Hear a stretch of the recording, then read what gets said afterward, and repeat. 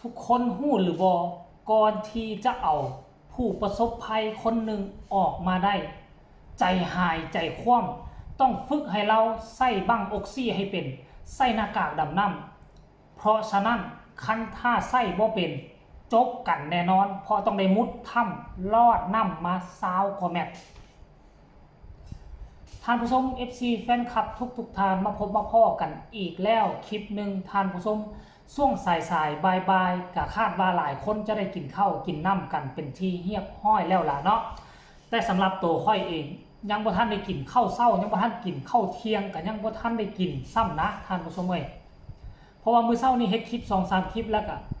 แล่นออกไปข้างนอกไปเฮ็ดเวียกเฮ็ดว่ากลัวจะได้มาพบมาพ่อกันเนาะก็เอาซะฮอดสายบ่ายเลยทุกคนเอ้ยก็คือว่า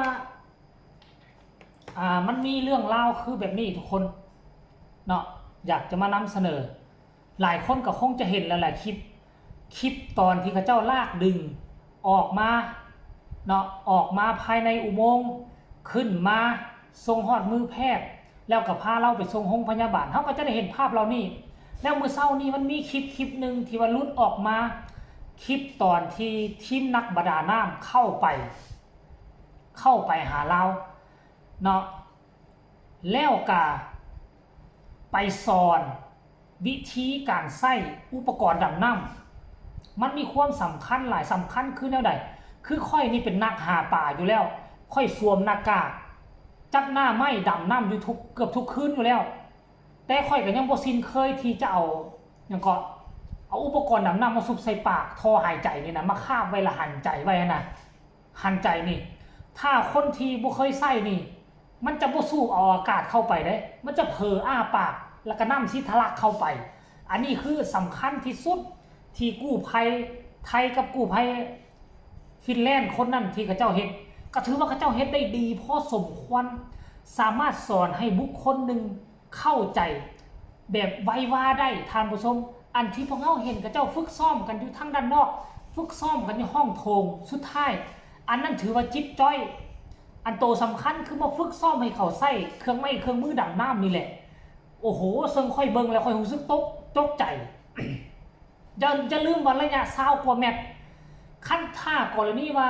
ดำเข้าไปอยู่ใน20 กว่าเมตรมันเป็นพื้นน้ำแล้วเราตื่นตระหนกตกใจอ้าปากเอาน้ำเข้าไปเด้ อ้าปากเอาน้ำเข้าไปแล้วเรากระดิ้นกระซันแล้วบ่นี้น้ำหันสะน้ำคุณมันแนมบ่เห็นกันได้อ้าวมันก็สิดิ้นฮ้อนอึกกระทึกคือโค้งกันอยู่ในหั่นในอุโมงค์บ่นี้อุโมงค์แคบๆมันอาจจะบ่สามารถช่วยเหลือกันด้วยทวงทันได้แต่ว่ากระโชคดีคนนี้อายุห่างก็จะได้จักปีก็ได้ยินว่า22-23 ปีบ่ยังเป็นวัยรุ่นเขาเข้าสื่อสังคมออนไลน์เขาได้เบิ่ง Facebook เบิ่งอีกต่างๆเบิ่ง YouTube ต่างๆแล้วบัดนี้เขาเจ้าเข้าถึงสื่อตัวนี้แล้วก็มาบวกสิกับสอนตัวจริงมันก็เลยเฮ็ดให้คนนี้สามารถรอดออกมาได้และค่อยคาดว่า4 คนนั่นเป็นอย่างจึงออกมาบ่ได้คือเขาบ่พร้อมเห็นกู้ภัยไทยก็ออกมาว่า4 คนยังบ่พร้อมที่จะออกมานั่นหมายความว่ายังบ่พร้อมที่จะไปเสี่ยงที่จะไปคาบออกซิจะไปอย่างเพราะมันยุ่งยากเขาบ่เคยเจอแบบสั้นท่านผู้ชมรายละเอียดให้ทุกคนไปชมคลิปเรานี่สากลคลิปวินาทีกู้ภัยไทยและกู้ภัยต่างชาติเข้าไปสอนวิธีนำใช้อุปกรณ์ดำน้ำไปชมพร้อมๆกันเลยแล้วจังมาพ้อกันในช่วงต่อไปที่หน้านะครับแล้วก็ใส่อย่างนี้นะแล้วก็มือลูบตรงนี้หน่อยอย่าให้มีอะไรแตกนะจุ๋ม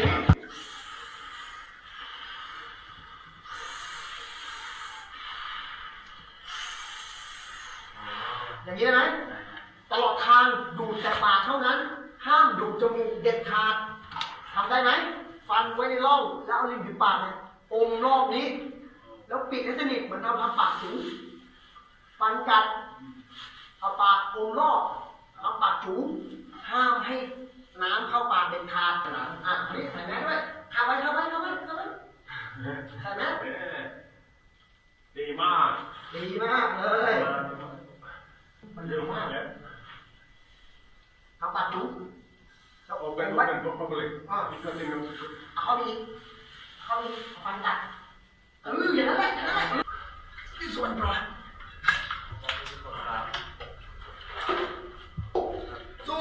สู้ มา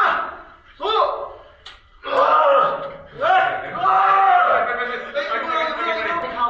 นไหมห้ามอ้าปากเด็ดขาดพุทโธไปเรื่อยๆเข้าใจไหมเยี่ยมมากน้องทำข่าวปากออกด้วยกันหนาวนะกันหนาว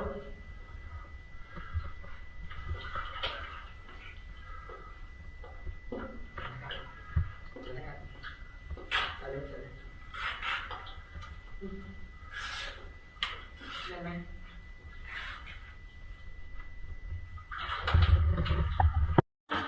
พี่หน้า เห็นบอก FC แฟนคลับทุกทานเห็นแล้วหรือยังเนาะพากันเห็นแล้วหรือยังขั้นท่าก่อนแล้วนี้ว่าเห็นคลิปนี้แล้วพวกเจ้ามีความรู้สึกแนวใดเนาะต่อเหตุการณ์นี้สำหรับค่อยคิดว่าเนี่ยโอ้ถือว่าเป็นเรื่องมหัศจรรย์หลายเป็นเรื่องอึ้งทึ่งหลาย